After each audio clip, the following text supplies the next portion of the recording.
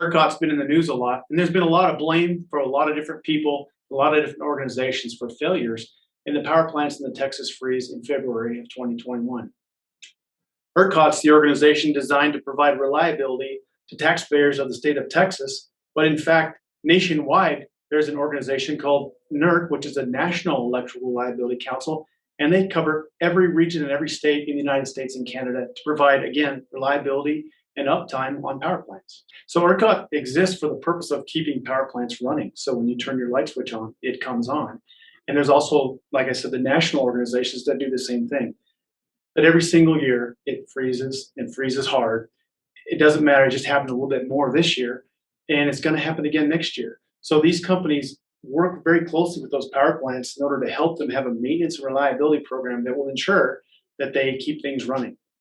So it's really not a matter of ERCOT or NERC or some government funded entity doing their job. It's a matter of the actual plants and the applications in the plants and what froze up there that caused the problem. Within the power plants, they have technology that's been around for 70 years. And that technology is electric heat trace and steam trace, things we've used for years and years and years. So they continue to use the same exact solution for the old problem that they have, freeze ups in the winter. Electric heat trace and steam trace aren't as reliable as some of the newer technologies that are available today. Electric heat trace a lot of times is either installed improperly or it's old, it doesn't get replaced. On top of that, bypass valves or instruments will tend to have a box placed around them, a heated box, and those boxes heat air inside a box, not the most efficient way to transfer heat into a transmitter or a pump body or a valve. The places we see heat trace most often fail is on valves, instruments, and improperly installed or improperly maintained heat trace. Let's talk about valves for a second. Here's some examples of some solutions that people had to come up with in order just to keep the plant running.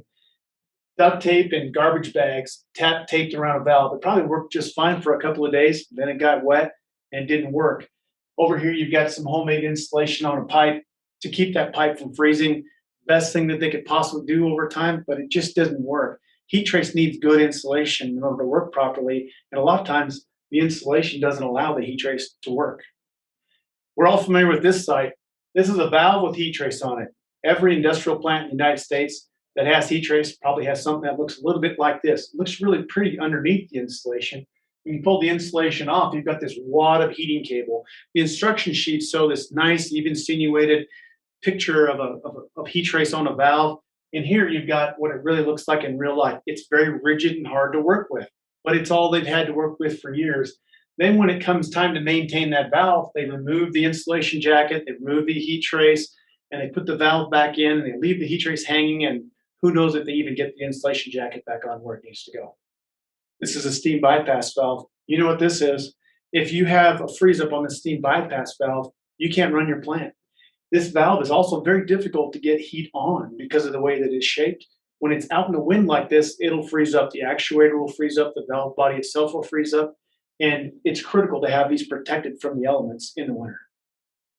Here's another example, a common valve flange-to-flange application with an actuator on it. A lot of times you'll see heat trace and insulation on the valves and pipes, and you're going to take good care of those thermally, but the actuator is left exposed to the elements, even with the space for the wind to blow right through it. When these actuators are kept warm, they run longer, they run more reliably, and they keep your process running.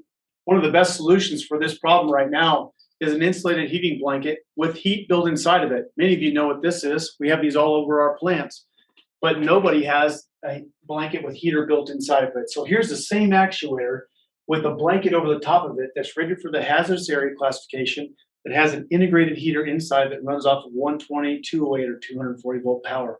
And it solves the problem of that actuator being exposed to the elements without a subpar 70-year-old solution. So we can heat the entire valve assembly for you, just the actuator, just the valve, or we can wrap the whole thing in one big box for you. You can even install our blanket over the top of heat trace running through the blanket. Whatever you need, let us know. We'll fix it for you with a power blanket.